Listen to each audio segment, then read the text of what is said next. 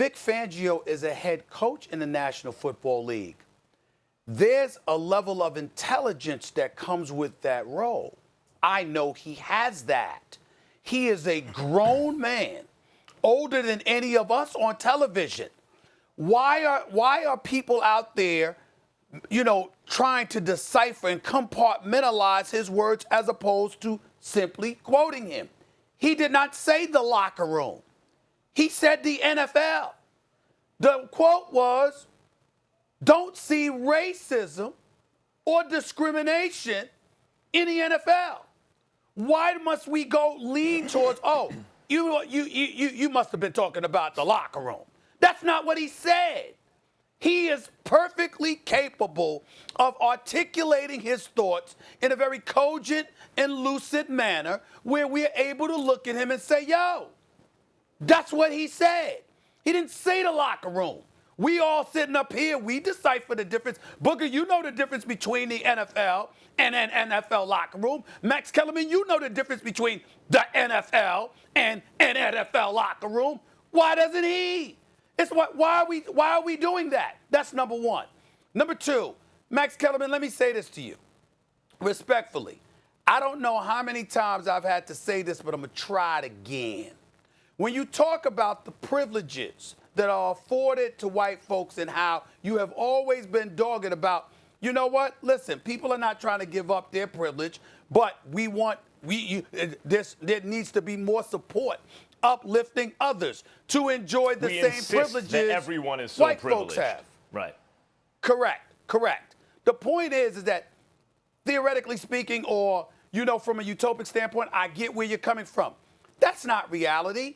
Reality is that's not going to happen. You know why? Because in order for people to be uplifted to a point where equality is a reality, it calls for the sacrifice of those who are privileged and do have an advantage and do have some perks to give up something. If we start off a race and you have a 50-yard head start and both of us are ultimately equal and moving at the same speed, I'll never be able to catch you because you were given that head start. I agree, Stephen A. That's the argument for affirmative action. I know you do.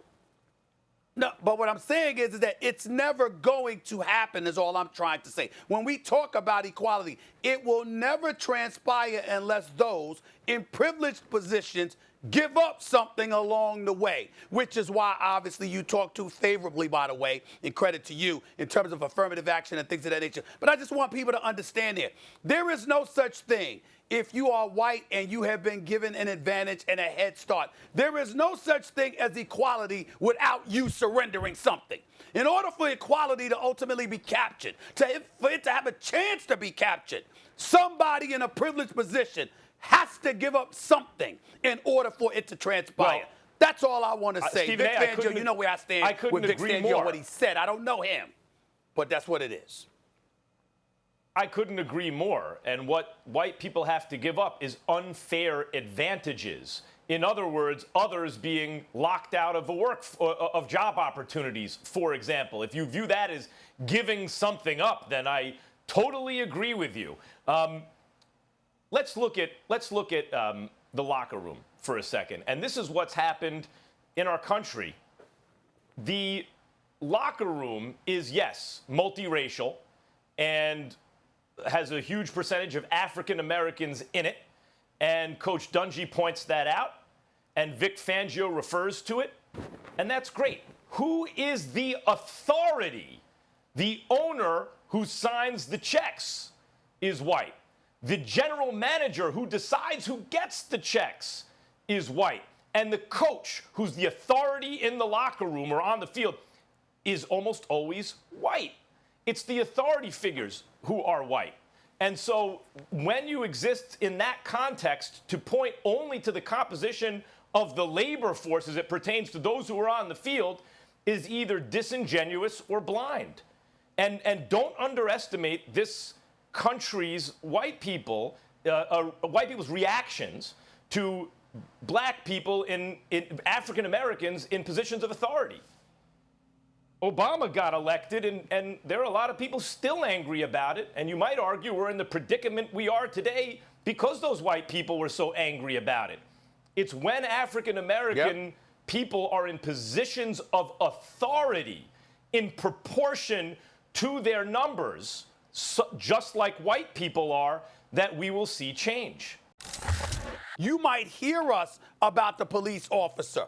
We want that man charged with murder, which happened. We want those other two officers charged with murder. We want that fourth officer charged with being complicit. We want literally legislation that calls for police brutality against unarmed black men to be a federal hate crime. And when it comes to the National Football League, let us pray that Chris Greer and Andrew Berry, the two African-American GMs in the National Football League, somebody give them some help. The Rooney Rule, Max Kellerman, and I'll throw it to you after saying this. The Rooney Rule, the modifications were once upon a time you got to interview one minority candidate. Now you have to interview at least two from outside the organization. Oh, by the way, now a coordinator has to be included to that because people like you, Max, were highlighting the fact that coordinators, particularly on the offensive side of the ball, was where everybody were leaning towards to hire head coaches, but none of them happened to be black, with the exception of Eric Bieniemy and Byron Leftwich, and we know they've gotten screwed over. The fact is, you now have that Rooney Rule which mandates that you have to interview them. And oh, by the way, Booger, you will appreciate this, they can no longer get away with just labeling coaches assistant head coaches because, Max, they were using it as an excuse. If you were labeled an assistant head coach, it gave a team the right to deny you the ability to be interviewed. And they eradicated that for the purposes of this new Rooney Rule. So those kind of things that have happened, now these white coaches that are hearing everything, that suddenly their sensitivity levels have elevated. You going to interview more black candidates? You going to make more black people coordinators? Whether it's offense, defense, or special teams, what you going to do?